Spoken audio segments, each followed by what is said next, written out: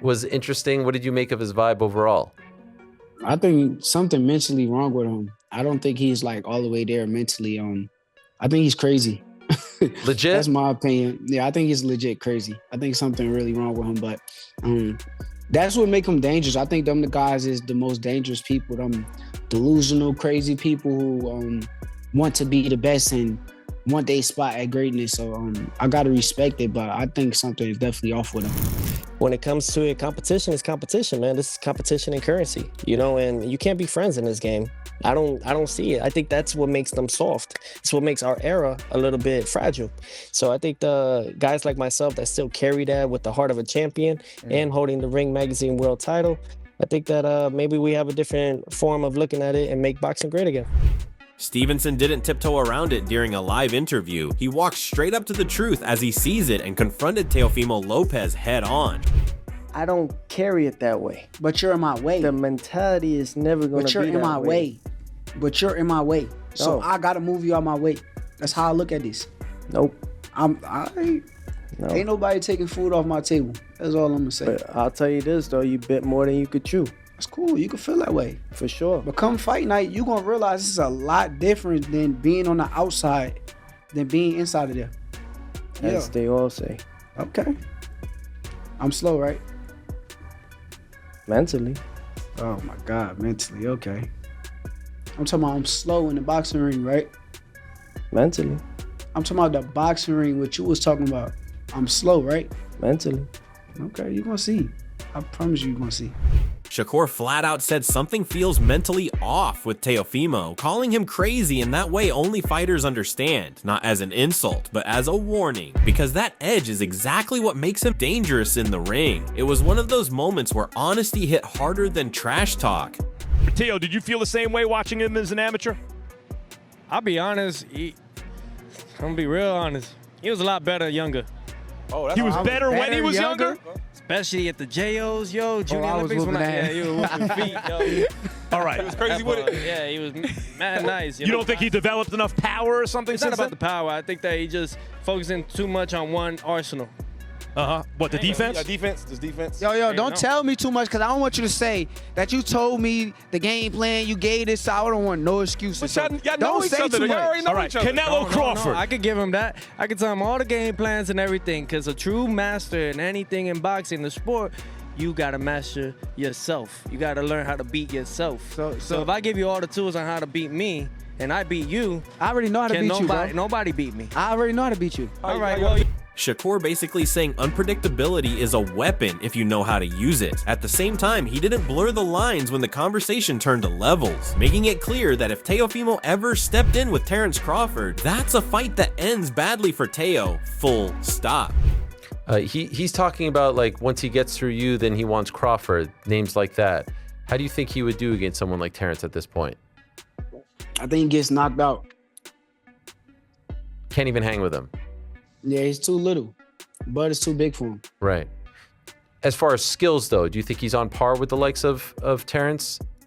I'm not going to say he's on a Terence Crawford level of skills, but he's very skillful. He got a lot of things with him that puts him at a high level. What makes the moment even more interesting is the contrast with the past, because a throwback clip from December 2018 shows the respect between Shakur Stevenson and Teofimo Lopez was always real, genuine admiration before the stakes. Okay, what is it so special about Shakur? The way he is, he's just technical, you know? He's very smart when he's in there. You know, he's still young, we're both the same age, 20 years old, but we got a lot to learn. The belts and the pressure change the tone. That's what gives this rivalry depth. It's not built on fake beef, it's built on familiarity, confidence, and two elite fighters who know exactly how dangerous the other one can be. Shakur, you know, he's getting up there, so his name speaks for itself. You know, he's a 2016 silver medalist, so, you know, and one of the best in that far in amateurs in USA, so it speaks for itself. Shakur Stevenson is here for the present and the future of boxing. Then you've got Terence Crawford chiming in, and this is where it gets unintentionally funny. Bud gives everyone the respectful great fighter label, then casually turns around and calls the Teofimo fight a trash fight like he's talking about skipping leftovers. No anger, no rant, just cold honesty. And when that comes from someone as precise and respected as Crawford, it hits harder than trash talk ever could. Shakur Stevenson. Great. Tank Davis. Great. Pitbull Cruz. Great. Teofimo Lopez. Trash. Devin Haney. Great. Goose. Great.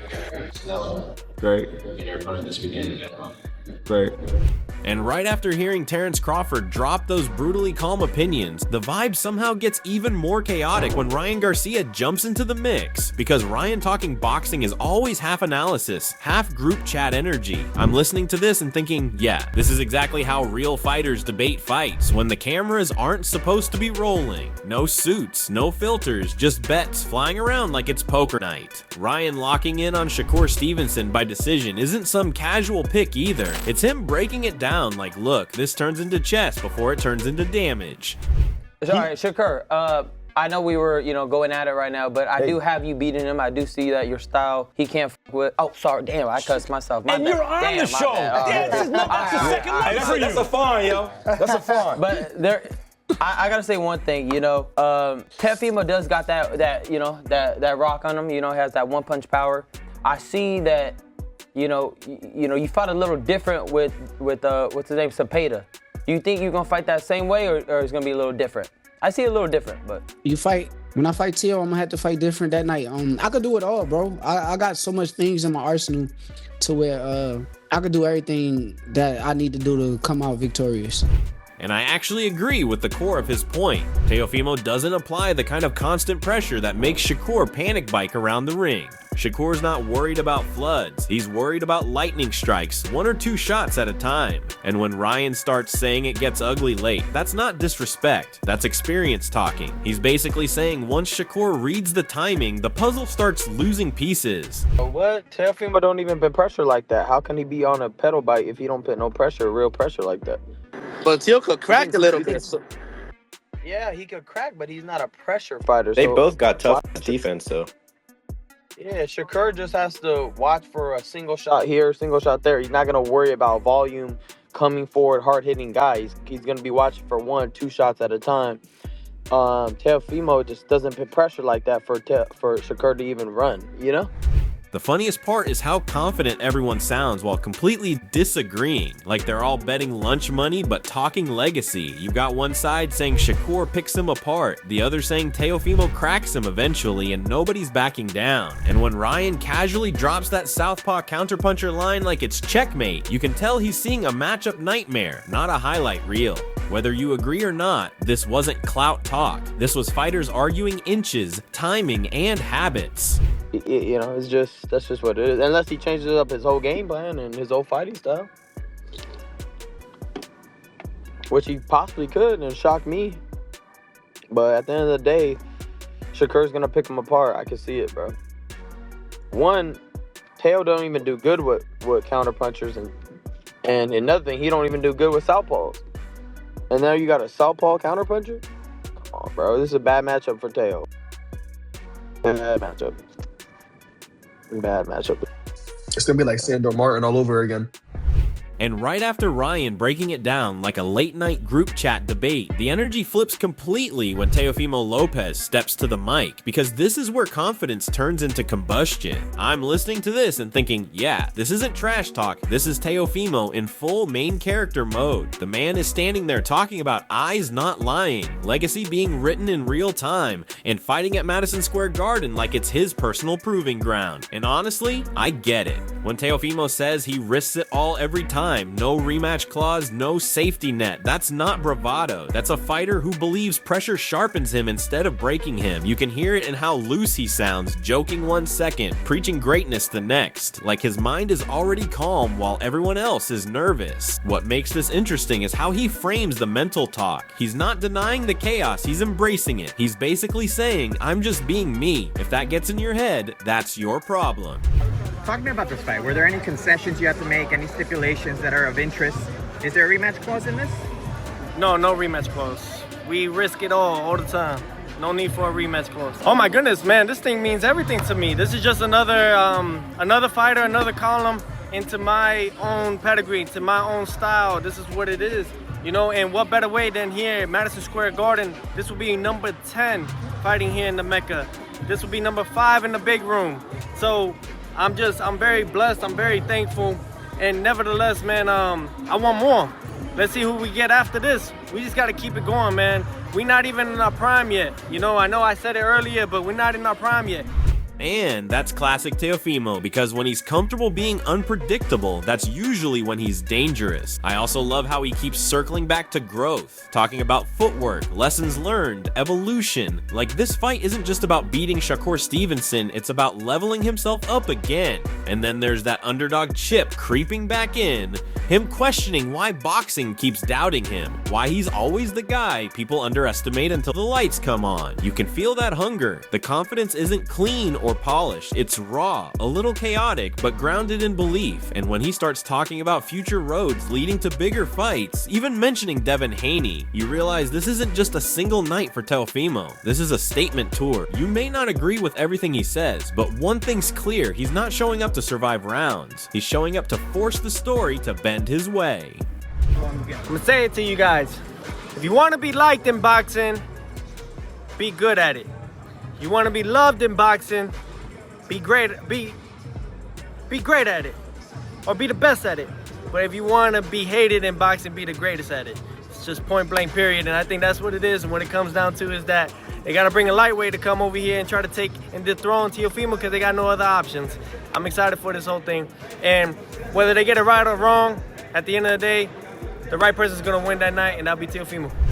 And right after Teofimo finished talking like a man who already sees the headlines in his head, the tone subtly shifts when Abel Sanchez steps in, because now we're not talking vibes, we're talking chessboards. I'm listening to Abel and thinking, yeah, this is that old school trainer logic where emotions get checked at the door. He's basically telling us, listen, this fight isn't about who yells louder in the buildup, it's about distance, discipline, and who breaks character first. From his angle, Shakur Stevenson wins if he keeps it clean and controlled, stays in his lane, and turns the ring into a geometry lesson. But here's the twist, Abel isn't letting Teofimo off easy either. He's saying straight up, if Teofimo Lopez tries to be cute and wait, you're going to get a staring contest that nobody wins. So Teo has to flip the script, lead, pressure, make Shakur uncomfortable. Shakur's a great talent, and Teofimo looked great in his last fight. Of course, he didn't have Shakur in front of him, but I think that for Shakur, he has to keep the fight at his distance.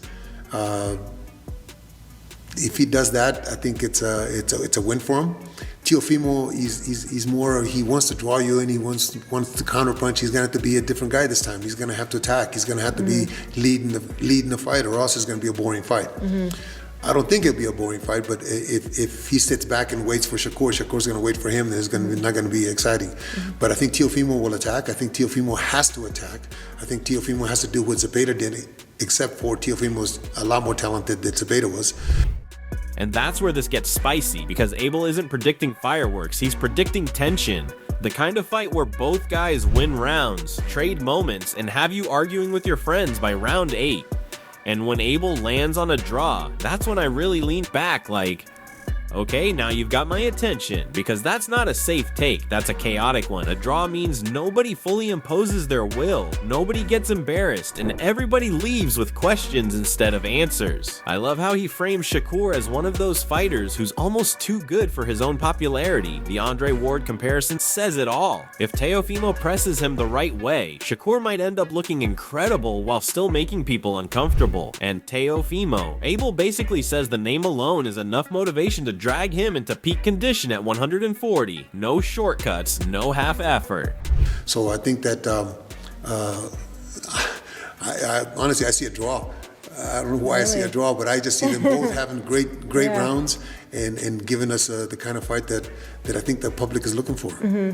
I know for a while there we were hearing that Teo might be moving up to 147. Are you surprised that he's still hanging around at 140? I mean, would you want to see him move up? No, I think the challenge of the name Shakur is going to make him make the weight just the way he has to. I don't think he'll sacrifice because I think he knows that he's going to have to be in tip-top shape physically and emotionally to be able to beat Shakur. No, I'm happy that he's there because he's fighting a big name. He's getting in there with what the fans are calling for. What this tells me is simple. This isn't about excitement versus boredom. It's about pressure versus patience. If Teofimo attacks the way he must, Shakur is forced to unlock every layer of his game. If he doesn't, you're watching a masterclass that casual fans won't appreciate until years later. And when a veteran like Abel can't pick a side and sees a draw, that's not indecision. That's respect for how razor thin this matchup really is. So when you stack all of this together, the camps, the confidence, the psychology, and the wildly different ways people see this fight breaking down, it's clear we're not heading into a simple win or lose situation. We're heading into a night that could redefine how both of these guys are viewed. You've got Shakur betting on control, composure, and timing, Teofimo betting on pressure, belief, and that unpredictable spark that flips fights in seconds, and respected voices around the sport split right down the middle. Shakur gets criticized for not being, quote, exciting. What do you think of that? I think that Shakur is the kind of fighter that's so good that kind of like Andre Ward was. I was just going to say Andre, yeah. He's so good that he doesn't really have to work that hard. A guy like Teofimo is gonna make him work hard. A guy like Teofimo could make Shakur look like $1 million because he's gonna press him. Shakur's gonna have to use his skills, which are immense, and it's gonna make for a great fight. And we're gonna see if well, at least I will see anyway, if Shakur is the star that I think he is. He just doesn't understand himself. Some see a technical masterclass, some see chaos, some even see a draw, and honestly, that uncertainty is exactly why this fight matters. This isn't noise, this is real boxing tension, the kind that lingers round by round and has everyone arguing before the final bell even rings. Now it's on you, drop your take in the comments, let's really talk about it. And yo, don't ever forget to like, share, and subscribe to Boxing Headquarters. See you in the next one.